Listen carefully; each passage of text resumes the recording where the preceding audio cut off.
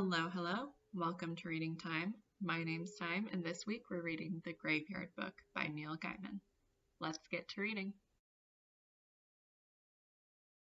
The Graveyard Book by Neil Gaiman is a story about a boy named Nobody Owens, better known as Bod, who is like any other boy his age, except for the fact that he lives in a graveyard and is being raised by the residents of said graveyard. Bod continues to live in the graveyard as a form of protection to prevent him from being murdered by the man who murdered the rest of his family at the beginning of the book. The story progresses through his childhood through time jumps between different years to show Bod's continual growth as he learns, makes mistakes, and grows up. This book is an amazing book. I really did enjoy it quite a bit. There's a lot of different things going on with this book that just makes it high quality. For one, the premise of the story is very interesting. This concept of a boy growing up in a graveyard and being raised by ghosts and the undead and all of this stuff is very intriguing. For another thing, right off the bat, we definitely have a very gripping story with this image and these first couple of lines which say, "There was a hand in the darkness and it held a knife." So right off the bat, the story is very gripping and you want to know what's going to happen next. Additionally, this book presents a good coming of age plotline where Bod is growing up and learning and making mistakes and ultimately becoming a better person and coming to adulthood. This book also surprised me with how invested I became emotionally in the characters and their relationships with one another, even though these relationships are not normal or not ones that we would usually expect in a standard coming of age story. This book affected me so much so that the ending actually made me cry, although I will admit that that is not the most difficult thing for a book to do, as I definitely have cried when reading other books as well. But even so, the ending is so well done and such a bittersweet moment that I thoroughly enjoyed it, and it definitely tugged on my heartstrings. So if I did not already say it, this is definitely a 5 out of 5 star book for me, and one that I am glad to have read. I had never even heard of the book before, and I am so glad that I read it. This book does have some content to be aware of.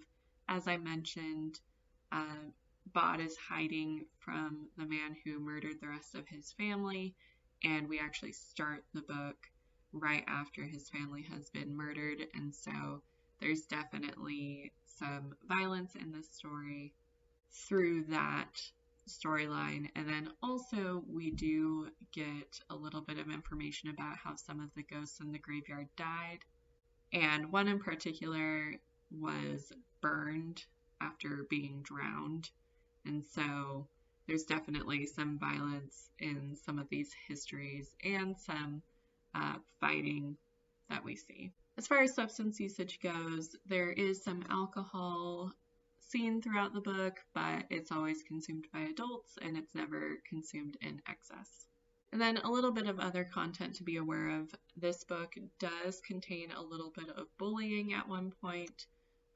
There are some children who are alive that Bod interacts with who are bullying other children, and so that's just something to be aware of. And then also, just based off of the premise of this book of a boy living in a graveyard and interacting with the dead, you can imagine that it's a little spooky and maybe not everyone would enjoy it.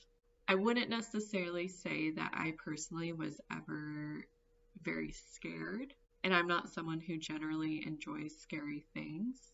However, be aware that it does deal with kind of spooky ideas and concepts, and so if you are especially faint of heart, that might just be something to be aware of before reading the book.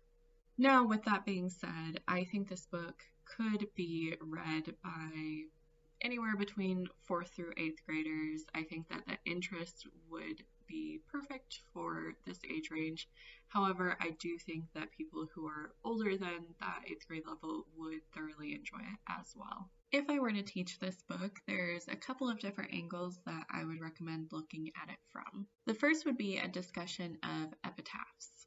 If you are not familiar, epitaphs are the small phrases, quotes, and so on that are usually engraved on a gravestone. And throughout the book, whenever a ghost is introduced from Bod's perspective, they often have their full name introduced, the dates they were alive or whatever dates were on their gravestone, and then also whatever epitaph is on the gravestone. So it could be a quick little exercise at the beginning of a discussion where you ask students to write an epitaph for one of the characters as they see them, or an epitaph for someone else that they know really well, or a well-known modern or historical figure.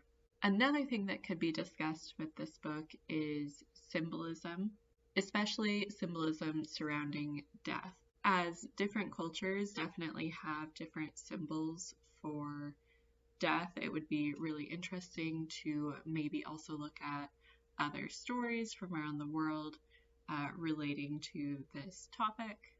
It may also be interesting, there's some graves that are described in the book to look at symbolism of the different parts of the graves that are described, or once again, to, in a similar way as epitaphs, have students design a gravestone. Now, obviously, both of these activities would have to be done tactfully, as death is definitely not a subject that everyone is comfortable with, and different cultures definitely look at death in different ways.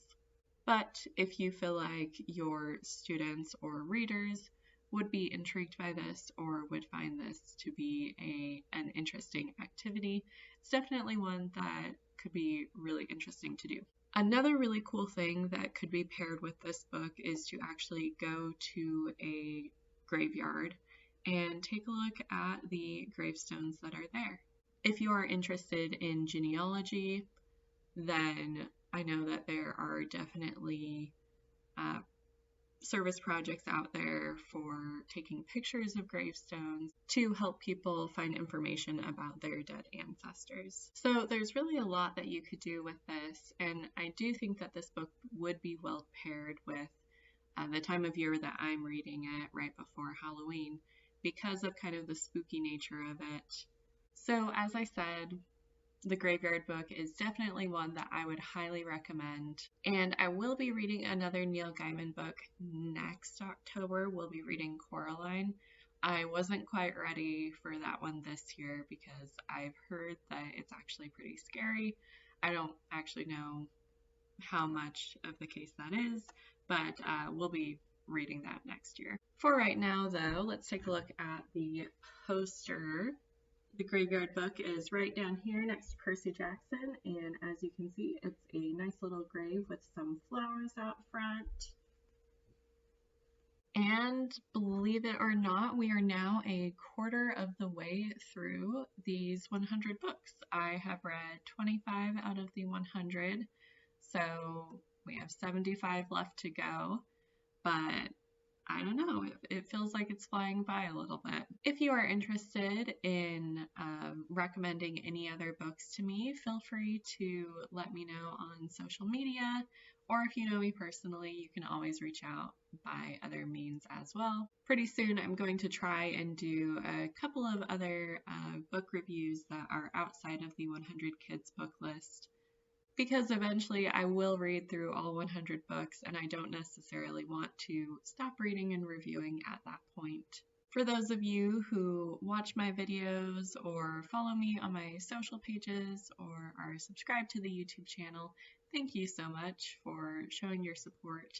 It really does mean a lot to me, and I do appreciate all that you guys do for me. I'm going to go ahead and close out the video there. Have a happy Halloween, stay safe, and as always, I hope that you have a marvelous week and a wonderful read.